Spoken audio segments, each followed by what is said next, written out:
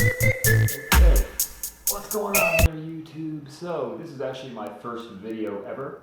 Never made a video for anything before. So I figured since I have the time doing nothing around the house, make a quick little video here. I don't even know how to upload this stuff, so we'll see if it even works. Anyway, I'm 38 years old. I've been a tractor trailer driver since I was like 21. Very physical job. Been lifting weights on and off for the past 15 years. A lot of physical activity over the last 20 years or so. And over the last year, I was experiencing some shoulder pain. At first, I really didn't think much of it because, people who go to the gym and lift weights and stuff, you're going to have some aches and pains. So it was just your typical shoulder pain, like up and around this area. Didn't think much of it. Then all of a sudden, the pain started to take a turn. It got to the point where I couldn't even reach behind my shoulder to like rub lotion on. And my dog is looking at me like I'm a psycho here, talking to myself. But yeah, the pain was getting really bad, reaching across. And it actually came to the point where I couldn't even touch that area anymore, and I would get excruciating pain through here. Reaching overhead, doing side raises, doing basically every type of movement started to hurt. It didn't take long for it to impact my exercises at the gym. My strengths really started to decrease quickly. I would do like 25-pound side raises. Those would feel really comfortable. It got to the point where I couldn't even do a 5-pound, side raise without it just really feeling bad. I would get a lot of popping and a lot of catching. Like if I would go down to do like a deadlift or something, as I was ascending, as I was coming back up, like the whole thing would feel like it would lock up. And then you could feel it like pop and then like release. So I had that sort of pain and discomfort, and also I had like the sharp throbbing type of pain. I mean, it would hurt every night. I don't even think I slept very good over the past year. Sleeping was really bad. The arm would be completely dead, and not pins and needles dead, like just dead, like my arm seriously can't move, because if I try to, it's gonna hurt really, really bad. So I was like, all right, this is enough of this. And like I said, I'm a truck driver, so trying to back the 18-wheeler into loading docks, and it was killing me. I was like, shit, I can't continue to live like this anymore. So I went to the doctor,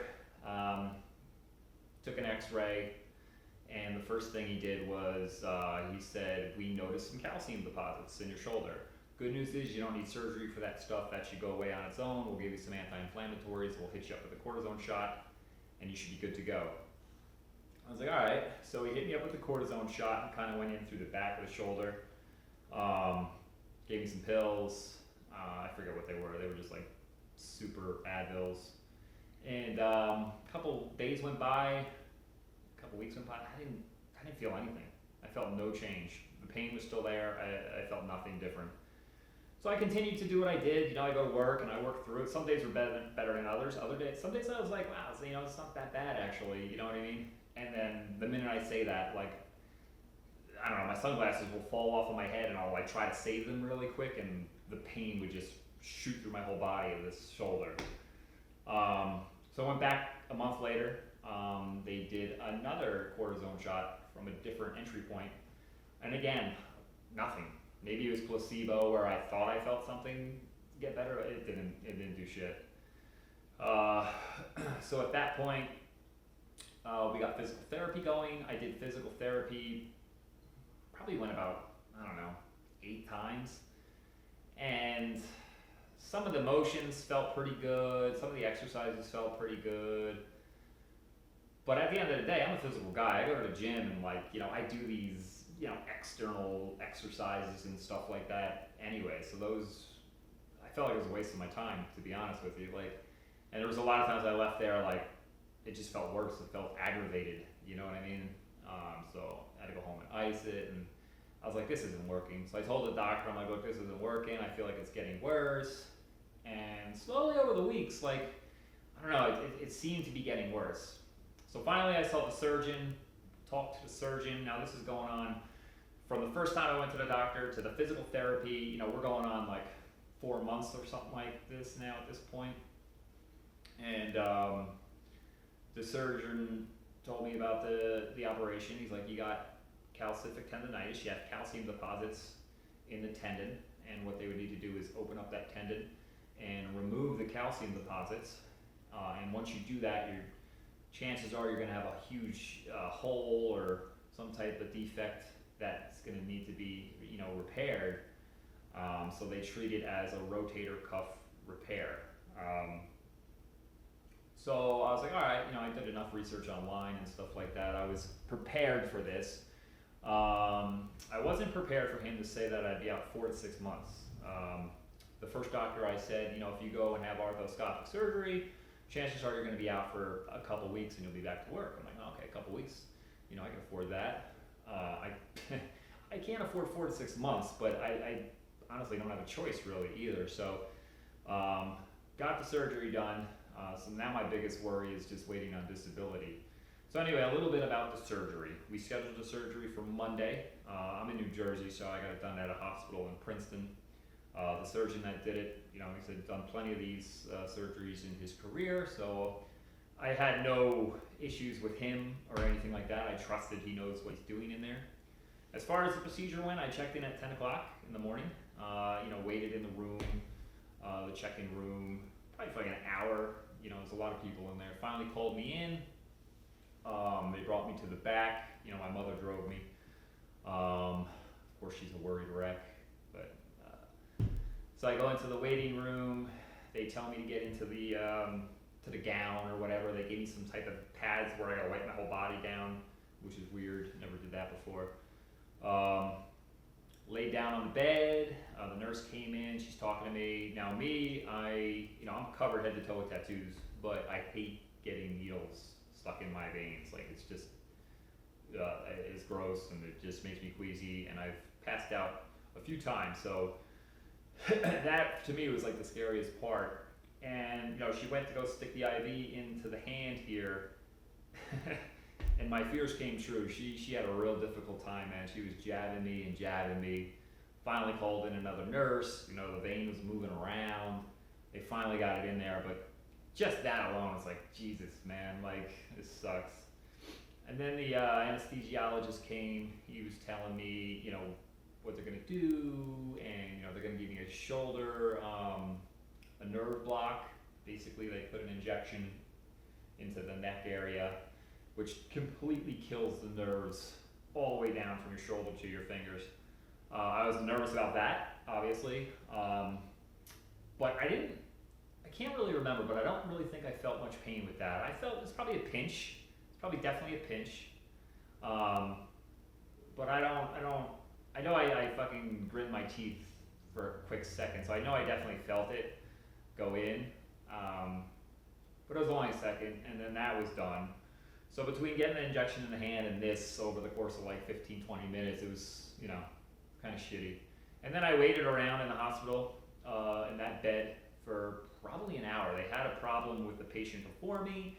And they were cleaning up the room, getting it prepped and ready for me. And so that took a little longer than they wanted. So during that course of an hour, just waiting around, you know, your anxiety builds. Finally, the doctor came in. He's like, hey, we're just about ready for you. Any last questions, anything you're concerned about? And, you know, I'm not really a talkative guy much. I don't question much. You know, I was just ready to get this shit over with. You know, it's been a long time coming.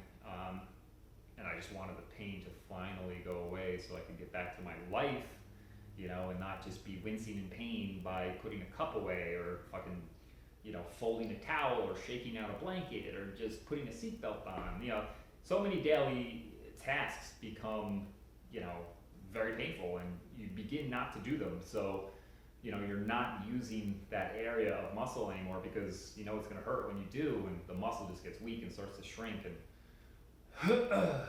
so, yeah, so they wheeled me back into the surgery room. It's always scary when they do that, you know. They wheeled me into the surgery suite, and, you know, there's like 3 or 4 other doctors or assistants in there, and everything happened really quickly. They, they were very soothing with their, conversation. I can't remember what they were asking me, and I remember they all lifted me up out of the bed and onto the surgery table. I remember they strapped me in, and I remember distinctly, like, with the needle in my hand for the IV, every time they changed the medication, like, I could feel like a pressure going into my hand. I don't know if that hand injection was still quality, because every time they changed the bag of the IV to a different medicine, like, I could feel like the pressure of it going in my body. It's just, I don't know, I didn't like that. But before you know it, I was out. The next thing I knew, I was awake again, and I had the whole arm sling on. I had the whole ice thing on too, and I was sitting in the bed, and I was, super groggy. I was groggy as shit from the anesthesia. My mother was there. She was like, super concerned. How are you? The doctor was there talking to me. I can't remember what the fuck he was saying. But again, the nerve block was kicked in full force. My arm was dead. Like, it was literally paralyzed. And I'm not talking pins and needles dead. I mean, it's just dead. Like, your arm isn't even attached to your body. It's kind of freaky, actually. Like, you feel your fingers, and they're dead. They have no feel. They have no touch. It's very hot and warm feeling. It just feels like your arm was blown off in war or something like that. It's crazy. And I actually didn't like that feeling. The feeling of not being able to feel feels kind of creepy.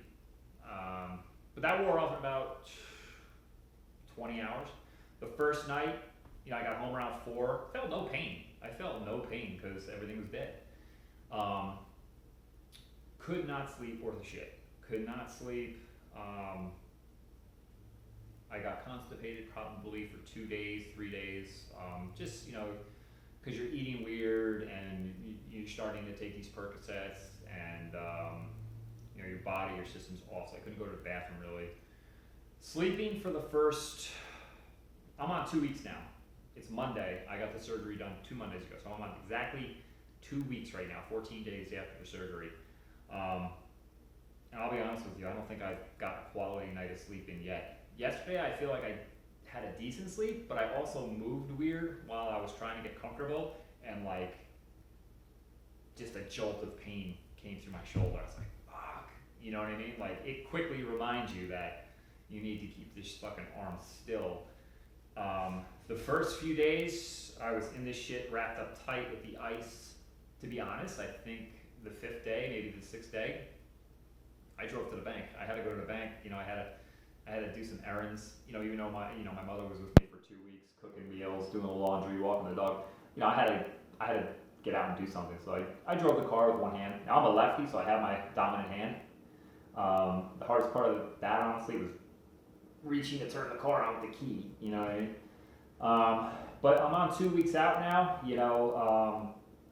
And the pain when you're just in the sling, you don't feel anything. I mean, I feel a real mild throbbing, pretty mild. I think it gets heightened when you lay down and you're just stationary and you're just laying there. Like, I really feel like then it really starts to throb and you're like, fuck, And so then I stand up. I feel like if you do things around the house, do the laundry, the dishes, clean the floors, nothing crazy, just gentle stuff, like it takes your mind off of this area. So that's about it. The doctor said I'm out 4 to 6 months. I'm praying that it's not that long. I mean, part of me hopes that it is that long because, I don't want to go back to work, to be honest with you, but reality, we all need to go back to work. So I'm hoping that in 2 months I can go back to work and do flight duty. Not driving a tractor trailer, there's absolutely no way I can do that. Like, I feel like my arm would fall off if I try to get physical like that again, shifting gears and all that shit. But I feel like maybe hopefully in 2 months I can just go back and do light duty, some light office work, dick around. Because doing 8 hours of that is going to pay more than what disability is going to pay.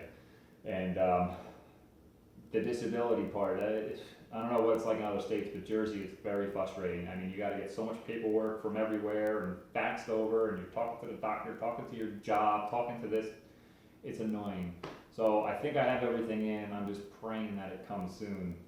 And that's about it. So I had 5 incisions. I already have, can't see them at all. They're already, the incisions after 2 weeks are pretty much gone. I had 5. I had like one here, here, here, all the way around.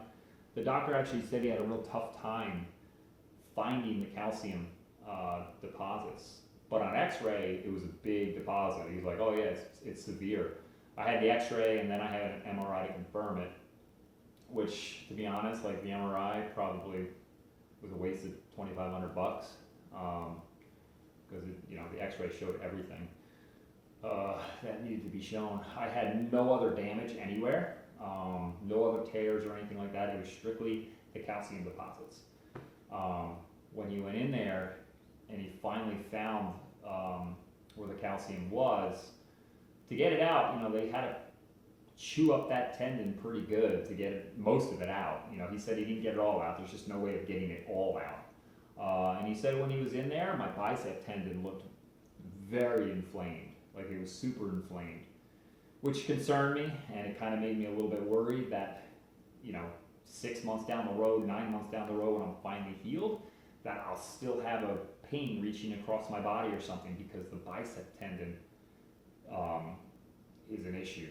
He said that over the past year, since I've had the calcium and I've had pain and discomfort and inflammation, my body's been very guarded. My body's been very protected of the area. So my whole stance, posture has changed, trying to, protect the injured area. And I would know, even when I went to the gym, I had to do bicep curls or something awkwardly so I didn't feel the pain in my shoulder.